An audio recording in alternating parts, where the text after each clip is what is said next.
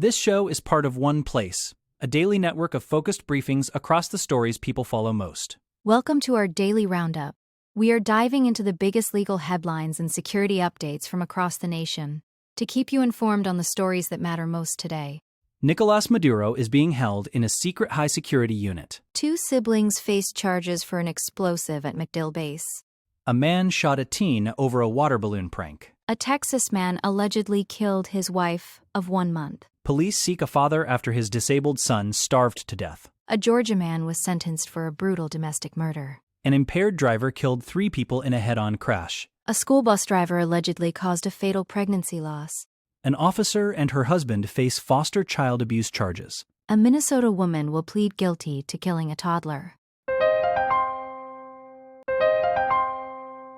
Starting with the Maduro case. Deposed Venezuelan leader Nicolás Maduro recently appeared in a Manhattan federal court, looking significantly thinner than in previous months.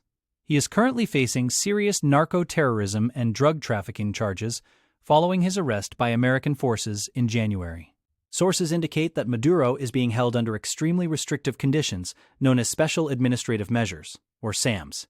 He is housed in a secure unit at the Metropolitan Detention Center in Brooklyn, which is often described as a jail within a jail. These measures are specifically designed to limit a prisoner's contact with the outside world, to prevent potential harm or coordinated criminal activity. The SAMS unit at the Brooklyn facility was specially refurbished after the closure of the Metropolitan Correctional Center in Manhattan. This high-security area can hold up to 12 inmates and is reserved for those deemed the highest risk to national security or public safety. While other high-profile inmates like Sean Diddy Combs have been held at the MDC, they were not subjected to these specific administrative restrictions. Maduro's wife, Celia Flores, is also being held at the same facility but in a separate unit. The Department of Justice notes that only the Attorney General can authorize these intense communication restrictions for federal detainees.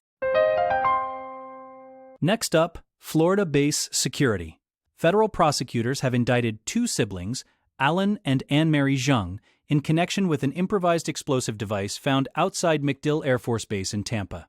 The device was discovered at the base's visitor center on March 16th, prompting an immediate security response. FBI Director Kash Patel confirmed that while Anne-Marie Zhang is currently in custody for evidence tampering and acting as an accessory, her brother Alan has fled to China.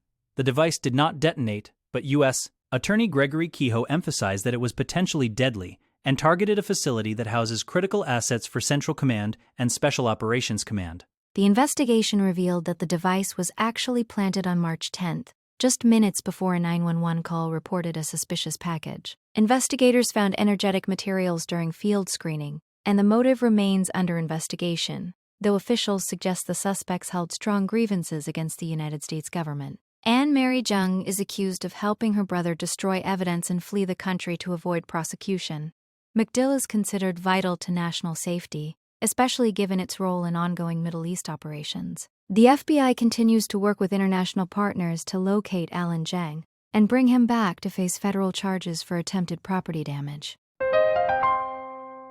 Now to a Washington shooting. In a shocking escalation of violence, a 31-year-old Tacoma man named Majid Gary allegedly shot a teenager after a water balloon prank. According to police reports, a group of teens threw a water balloon through Gary's open car window, drenching him. Gary, a 4-time convicted felon, reportedly chased the teens' vehicle and cornered them before brandishing a pistol. He allegedly threatened to kill the entire group, shouting that they would die for getting his car wet. The situation turned even more violent when Gary began a shakedown, demanding all of their belongings while pressing the muzzle of his gun against one boy's temple and chest. The victim told investigators he remembers the cold steel of the gun against his skin, before Gary intentionally pulled the trigger at point-blank range. Despite the serious injuries to his chest, the teenager survived and was able to provide a detailed account of the encounter to the police. Gary is also accused of striking the boy in the face with the firearm multiple times during the robbery. The probable cause affidavit paints a picture of a terrifying and disproportionate response to a juvenile prank.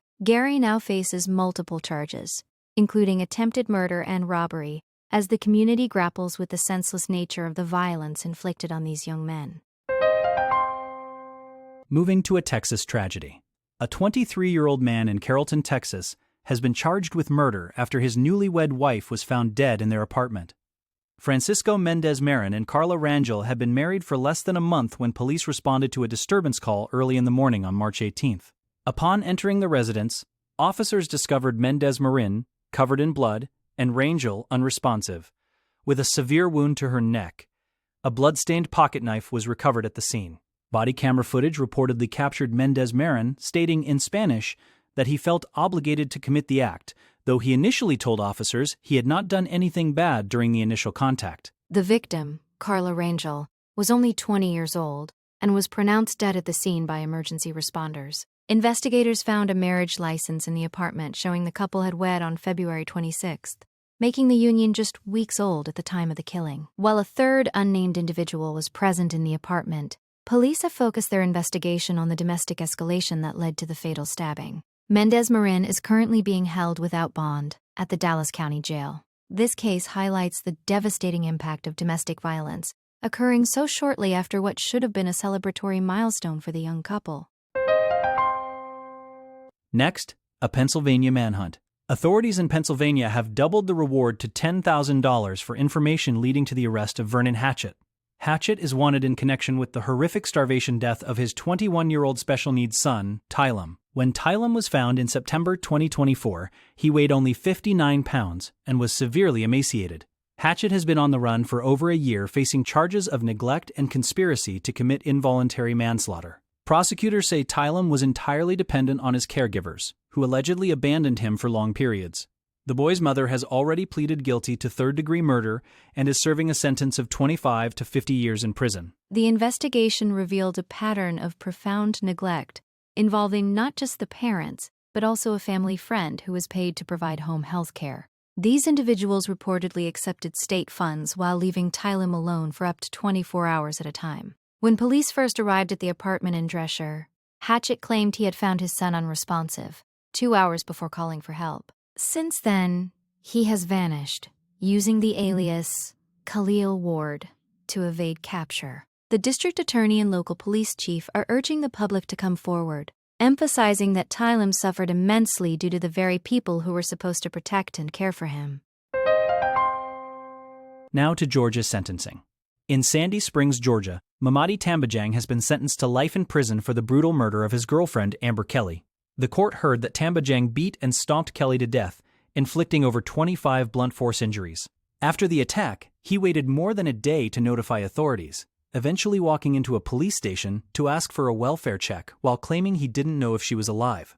Prosecutors revealed that Tambajang had 2 prior domestic violence cases involving Kelly at the time of her death. Despite her family's pleas for her to leave the relationship, Kelly reportedly believed that Tambajang could eventually change for the better. During the trial, it was revealed that Tambajang fled to his mother's house in South Carolina after the killing, before returning to Georgia to turn himself in. Prosecutors dismissed his claims of snapping as fake, noting that if he were truly concerned, he would have called emergency services immediately rather than fleeing the state. The victim's mother shared a heartbreaking statement about the moment she learned her daughter was gone, describing the physical pain of the loss. Tambajang will not be eligible for parole for at least 50 years. This case serves as a grim reminder of the lethal potential of domestic abuse and the importance of taking repeated threats of violence seriously. Shifting to Arizona roads. A 48-year-old woman named Amy Lynn Mickelson has been arrested for a horrific head-on collision in Arizona that killed 3 people. The crash occurred in late 2004 when Mickelson's BMW crossed the center line on US 93 and slammed into a minivan carrying a family. The impact was so severe that the BMW burst into flames, and the minivan was completely totaled. 3 passengers in the minivan, including a 17-year-old, were killed instantly. 4 other children in the vehicle, ranging in age from 5 to 16, suffered serious injuries, but are expected to survive. Mickelson faces 3 counts of second-degree murder and multiple counts of aggravated assault and DUI. Following the crash, Mickelson allegedly fled Arizona and attempted to start a new life in Utah.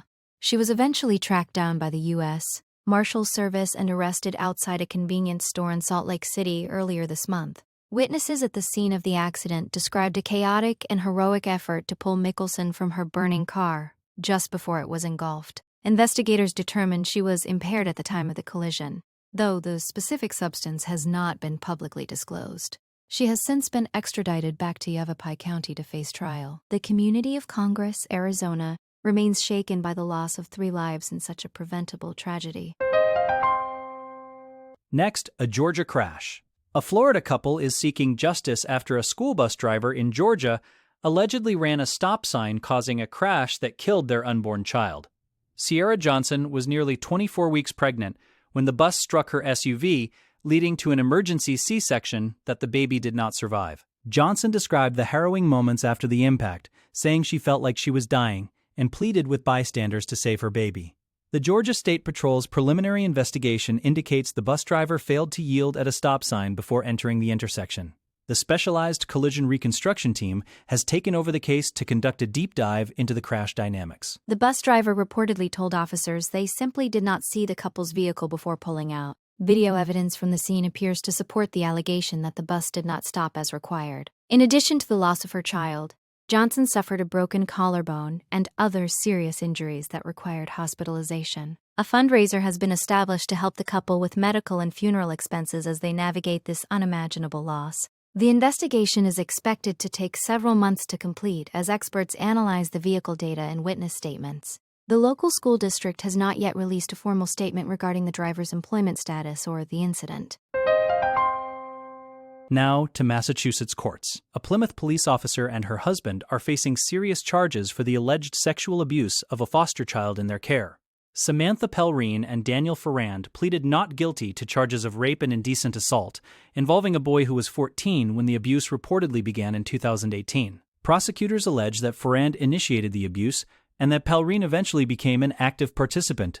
In one disturbing detail shared in court, Pelrine allegedly discovered her husband abusing the boy and simply walked away without intervening. The abuse is said to have continued for several years until 2025. Pelrine had previously been recognized by her department during National Women's Month for her career aspirations. Defense attorneys for the couple have flatly denied the allegations, suggesting the accuser has a troubled history and fabricated the story after a disagreement over house rules. They pointed out that the young man had requested the couple adopt him when he turned 18, which they argue contradicts the claims of long-term abuse. However, the prosecution detailed multiple specific incidents of sexual contact directed by both defendants over the years. The case has sent shockwaves through the Plymouth Police Department, where Pelrine was a visible member of the force. As the legal process moves forward, the court will have to weigh the testimony of the victim against the defense's claims of a retaliatory fabrication. Finally, a Minnesota plea. In Minnesota, 24-year-old Sheann Lynn Erickson is set to plead guilty for her role in the death of a 3-year-old boy named Easton Duranjic. The toddler died in March 2024 after suffering months of physical abuse while staying with Erickson and her partner Rosa Garza. An autopsy revealed that Easton died from a blunt force injury that perforated his bowel, and he had 28 other injuries across his body. Garza has already pleaded guilty to second-degree murder and was sentenced to 20 years in prison. The children had been left in the care of the defendants for an extended period because they were acquaintances of the biological parents, who are now mourning the loss of their son. Witnesses reported that Easton appeared very sick and was vomiting on the night he died. Yet the defendants allegedly delayed seeking medical help. Erickson had initially tried to blame the child's injuries on him being uncoordinated, but the medical evidence of systemic abuse was overwhelming. Following the boy's death, his younger sister was removed from the home and placed into protective custody to ensure her safety. Erickson's change of plea hearing is scheduled for early April, which will likely result in a significant prison sentence similar to her co-defendants. This tragic case has highlighted the critical need for better oversight in informal childcare arrangements to prevent such horrific outcomes for vulnerable children. That wraps up our briefing for today. Thank you for joining us for these important updates. Be sure to follow the show for your next daily report on the stories that matter.